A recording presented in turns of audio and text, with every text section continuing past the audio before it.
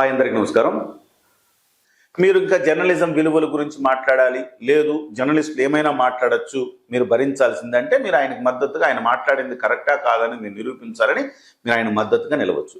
కానీ విచిత్రంగా ప్రెస్ క్లబ్లో మీటింగ్ పెట్టి పవన్ కళ్యాణ్ని ఒరే తురే అని మాట్లాడటము, తెలంగాణ ఇష్యూస్ని తీసుకురావటము, ఆంధ్ర తెలంగాణ ప్రజల మధ్య ఒక ద్వేషభావాన్ని రగిలించటము, మళ్ళీ ఎప్పుడో ముగిసిపోయిన ఈ విగ్రహ రాజకీయాన్ని తెర మీద తీసుకోవడం, అసలు ఏంటి సార్ నాకు అర్థం కాల. సంబంధం లేని విషయాలన్నీ చర్చించారంటే ఏమిటి వాళ్ళ ఎజెండా? అంటే సప్త సముద్రాలు ఈదిన వాడు పిల్ల కాలంలో పడి అనే పాట ఉంటుంది, మీకు గుర్తుందా? అవునవును. ఇప్పుడు అంతర్జాతీయవాదిని అని చెప్పుకునేటువంటి నాగేశ్వర్ ఒక ప్రాంతీయవాదం ముసుగురు వేసుకోవాల్సి వచ్చింది ఇవాళ తను దాక్కోవటానికి, తనకి రక్షణ కోసం. దారుణమైన విషయం కదా అది. అంటే ఏ మాటల వెనకాల ఏ అర్థాలు ఉన్నాయో తెలుసుకోలేనంత కాలం మనిషి మోసపోతూనే ఉంటాడు అనేది కార్ల్ మార్క్స్ చెప్పిన మాట. ఇప్పుడు నాగేశ్వర్ బాగా ఫాలో అవుతుంటాడు కాబట్టి ఆయన ఫాలో అయ్యే వ్యక్తి పేరే చెప్తున్నా నేను. సో ఇప్పుడు ఈ సోకాల్డ్ జర్నలిస్టులు అందరూ కార్ల్ మార్క్స్ ని ఫాలో అవుతుంటారు. ఇప్పుడు వీళ్ళ మాటల వెనకాల ఉన్న అర్థాలని మీ ఇంటర్వ్యూలో చెప్పే ప్రయత్నం చేస్తా. సూపర్. ఇప్పుడు తెలంగాణ వాదం ఏంటి, తెలంగాణ ఉన్మాదం ఏంటి? వాదాన్ని నేను సపోర్ట్ చేస్తా, ఈ ప్రాంతంలో ఉన్నారు కాబట్టి మిమ్మల్ని కూడా సపోర్ట్ చేయమని అడుగుతా. కానీ తెలంగాణ ఉన్మాదం అంటే ప్రతి దానికి తెలంగాణ అనేటువంటి సబ్జెక్ట్ ని జోడించి ఇదనే ఎజెండాని అమలు చేయాలని చూసుకోవటం. ఇప్పుడు తెలంగాణ వాదం ఎక్కడా కూడా దాడులు చేయమని చెప్పదు. తెలంగాణ వాదం ఎక్కడా కూడా ఒకళ్ళ భార్యల గురించి, ఇంట్లో ఉన్నటువంటి మహిళల గురించి మాట్లాడమని చెప్పదు. కానీ ఆ వాదం ముసుగులో పవన్ కళ్యాణ్ అనే వ్యక్తిత్వాన్ని, ఇంట్లో ఉన్న మహిళల్ని, చంద్రబాబుని, నారా లోకేష్ ని, సరే ఇంతవరకు రాజకీయ నాయకులు ఓకే పర్లేదు అనుకుందాం ఒకవేళ, ఆంధ్ర ప్రాంత ప్రజల్ని, వాళ్ళ వ్యక్తిత్వాలని, వాళ్ళ క్యారెక్టర్స్ ని, సినిమా రంగంలో ఉన్నటువంటి మహిళల క్యారెక్టర్స్ ని ఇంతమందిని దూషిస్తారా? ఇది తెలంగాణ వాదం చెప్పిద్దా? అసలు తెలంగాణ వాదానికి ఈ సబ్జెక్ట్ కి సంబంధం ఎక్కడా? నేను ఓపెన్ గా ఒక సవాల్ విసురుతున్నాను సార్. మొన్న ఎవరైతే ప్రెస్ క్లబ్ లో మీటింగ్ పెట్టిన సీనియర్ జర్నలిస్టులు ఉన్నారో, లేదా ప్రొఫెసర్ కె నాగేశ్వర్ ఉన్నారో, లేదు ఆయన వాళ్ళకి సపోర్ట్ గా మాట్లాడుతున్న ఒకరిద్దరు ఎమ్మెల్యేలు ఉన్నారో, వాళ్ళకి నేను ఓపెన్ గా మీ ఛానల్ ద్వారా సవాల్ విసురుతున్నాను. తెలంగాణ వాదానికి ప్రొఫెసర్ కె నాగేశ్వర్ సబ్జెక్ట్ కి సంబంధం ఎక్కడ ఉంది నాకు చెప్పండి. నేను గన్ పార్క్ దగ్గరికి వస్తా, అమరవీరుల స్తూపం దగ్గరికి వస్తా, తెలంగాణ అమరవీరుల సాక్షిగా ఒక ఓపెన్ డిబేట్ పెట్టుకున్నాం. నాకు చెప్పండి, ఈ వివాదంలో తెలంగాణ వాదానికి స్కోప్ ఎక్కడ ఉంది? తెలంగాణ భాష మీద దాడి జరిగిందా? తెలంగాణ యాస మీద దాడి జరిగిందా? తెలంగాణ సంస్కృతి సంప్రదాయాల మీద దాడి జరిగిందా? తెలంగాణ సమాజ వనరుల మీద దాడి జరిగిందా? అప్పుడు కదా నువ్వు తెలంగాణ వాదాన్ని ముందుకు తీసుకురావాల్సి వచ్చింది. ఇక్కడ వివాదం ఏంటి? ఒక జరగని సంఘటనని జరిగినట్టుగా నాగేశ్వరరావు మాట్లాడాడు తన పొలిటికల్ అనాలిసిస్ లో.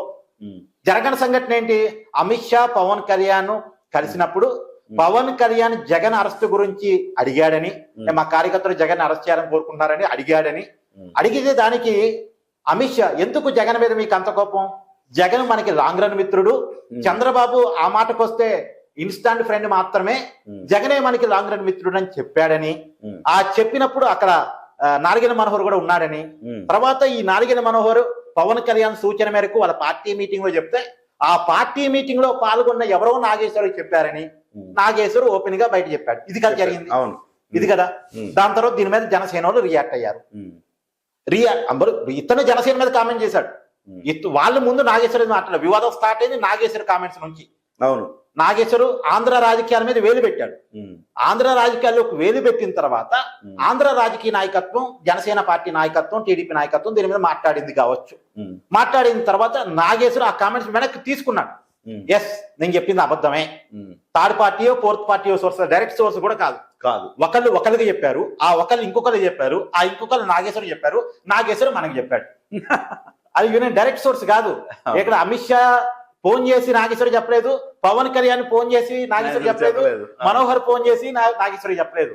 ఇక్కడ ఎవరికో చెప్పింది. ఇప్పుడు ఎట్లుంటుందంటే సార్, అమ్మలక్కలు ఊళ్ళలో మాట్లాడుకుంటారు. ఒక ఆవిడ ఇంకొక ఆవిడకి ఏదో చెప్పింది, ఆవిడ కొంత కల్పించి ఇంకొకరు చెప్పింది, ఆవిడ ఇంకొంత కల్పించి ఇంకొకరు చెప్పింది, ఆవిడ కొంత కల్పించి ఇంకొకరు చెప్పింది. మొత్తానికి అసలు విషయం పక్క పోయి ఇంతమందికి పాఠాలు చెప్తాడు కదా నాగేశ్వర్ గారు.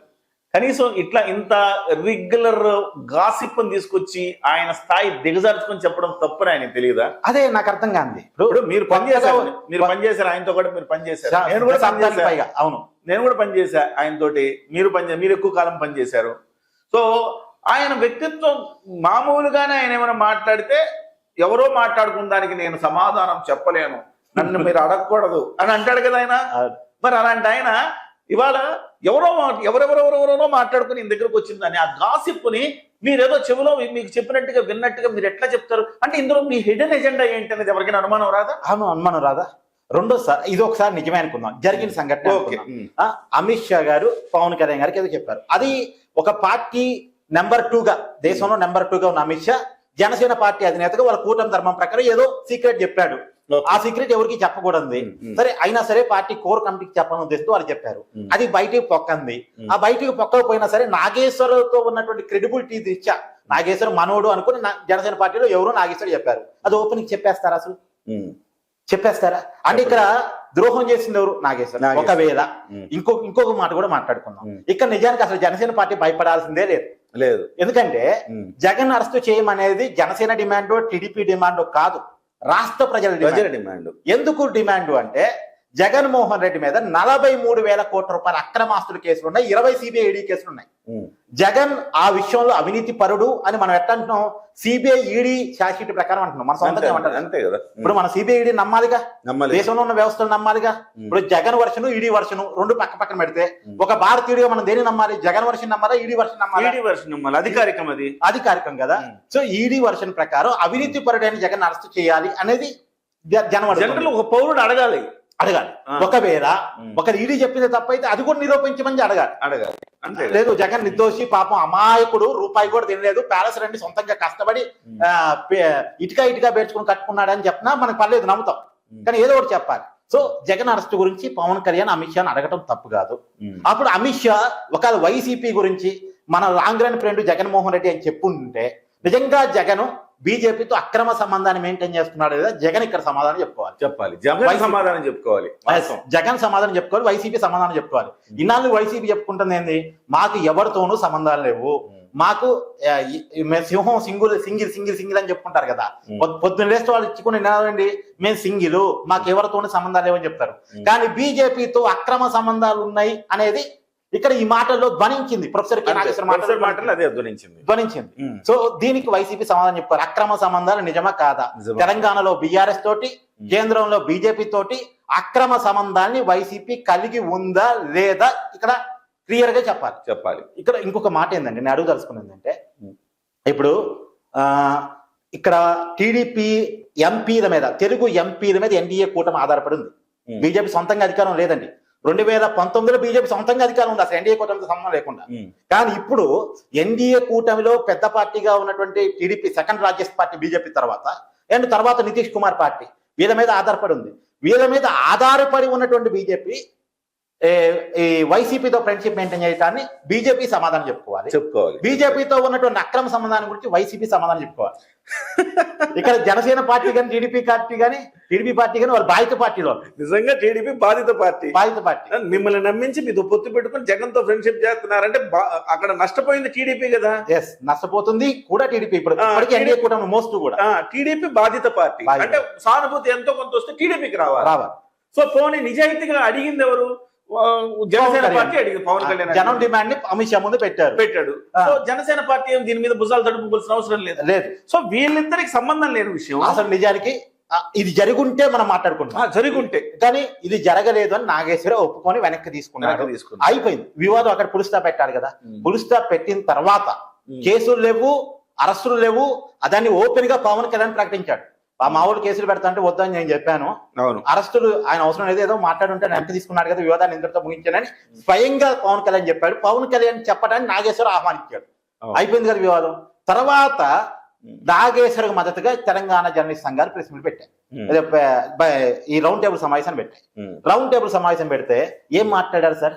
నాగేశ్వర్ గారు ఒక జర్నలిస్టు ఏదో మాట్లాడుతుంటారు, మాట్లాడుతున్నప్పుడు మాట్లాడిన దాని మీద కేసులు పెట్టండి, అరెస్టులు చేస్తారా, అరెస్టులు చేయకండి అని మాట్లాడాలి.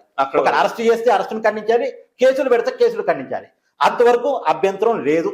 సరే, వాళ్ళ వర్షం తప్ప ఉప్ప, అది డిఫరెంట్ ఒపీనియన్, కానీ అభ్యంతరం లేదు, పెట్టుకునే స్వేచ్ఛ ఉంది. కానీ కాగుడింతో చెప్పాలంటే గాగుడింతో చెప్పినట్టు ఆ కేసుల గురించి అసలు చర్చ లేదు, నాగేశ్వర అరెస్టు గురించి చర్చ లేదు. పవన్ కళ్యాణ్ వ్యక్తిగతంగా దూషించడం ఇది జర్నలిస్ట్ లక్షణమా సార్? ఒక పార్టీ నాయకుడిని వ్యక్తిగతంగా దూషించడం అనేది ఒక జర్నలిస్ట్ చేసిన పనా? అది పెళ్ళాలతో మొదలుపెట్టి క్యారెక్టర్తో మొదలుపెట్టి సినిమా వల్ల మహిళల క్యారెక్టర్తో మొదలుపెట్టి ఇంతమందిని దూషిస్తారా? తెలంగాణ ఆంధ్ర సమస్యగా దీన్ని చిత్రీకరిస్తారా? ఎక్కడుంది ఇక్కడ తెలంగాణ వాదం? తెలంగాణ ప్రజల సమస్య ఇక్కడ ఎక్కడుంది?